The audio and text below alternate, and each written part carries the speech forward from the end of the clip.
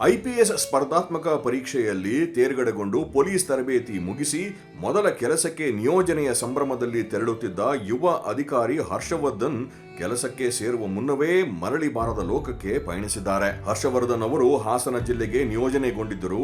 ಮೈಸೂರಿನ ಕರ್ನಾಟಕ ಪೊಲೀಸ್ ಅಕಾಡೆಮಿಯಿಂದ ಹಾಸನ ಜಿಲ್ಲಾ ಎಸ್ಪಿ ಕಚೇರಿಯಲ್ಲಿ ವರದಿ ಮಾಡಿಕೊಳ್ಳಲು ಬರುತ್ತಿದ್ದ ವೇಳೆ ಕಿತ್ತಾನೆಗಡಿ ಭಾಗದಲ್ಲಿ ಈ ಅಪಘಾತ ಸಂಭವಿಸಿದೆ. ಹರ್ಷವರ್ಧನ್ ಅವರು ಮೈಸೂರಿನಿಂದ ಹೊಳೆನರಸೀಪುರ ಮಾರ್ಗವಾಗಿ ಜೀಪ್ನಲ್ಲಿ ಹಾಸನ ನಗರಕ್ಕೆ ಬರುತ್ತಿದ್ದರು. ಇನ್ನೇನು ಕೆಲವೇ ನಿಮಿಷಗಳಲ್ಲಿ ಹಾಸನ ತಲುಪಬೇಕು ಎನ್ನುವಷ್ಟರಲ್ಲಿ ಕಿತ್ತಾನೆಗಡಿ ಬಳಿ ಜೀಪ್ನ ಟೈರ್ ಸ್ಫೋಟಗೊಂಡಿದೆ. ಈ ವೇಳೆ ವೇಗವಾಗಿ ಚಲಿಸುತ್ತಿದ್ದ ಜೀಪ್ ಚಾಲಕನ ನಿಯಂತ್ರಣ ತಪ್ಪಿ ಏಕಾಏಕಿ ಪಲ್ಟಿಯಾಗಿದೆ. ಪಲ್ಟಿಯಾದ ರಭಸಕ್ಕೆ ಜೀಪ್ ನಜ್ಜುಗುಜ್ಜಾಗಿದೆ. ಐಪಿಎಸ್ ಅಧಿಕಾರಿ ತಲೆಗೆ ತೀವ್ರ ಪೆಟ್ಟಾಗಿ ರಕ್ತಸ್ರಾವವಾಗಿತ್ತು. ಅಪಘಾತದಲ್ಲಿ ಚಾಲಕ ಮಂಜೇಗೌಡ ಎಂಬುವವರಿಗೂ ಗಾಯಗಳಾಗಿವೆ.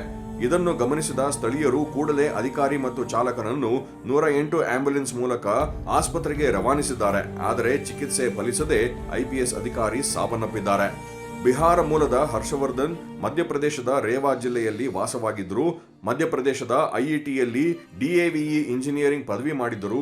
2022-23ರ ಐಪಿಎಸ್ ಬ್ಯಾಚ್ನಲ್ಲಿ ತೇರ್ಗಡೆ ಹೊಂದಿ ಕರ್ನಾಟಕ ಕಾಡರ್ನಲ್ಲಿ ರಾಜ್ಯಕ್ಕೆ ಆಯ್ಕೆಯಾಗಿದ್ದರು.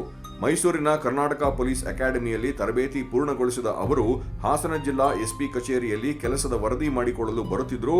ಈ ವೇಳೆ ಕಿತ್ತಾನೆಗಡಿ ಭಾಗದಲ್ಲಿ ಈ ಅಪಘಾತ ಸಂಭವಿಸಿದೆ.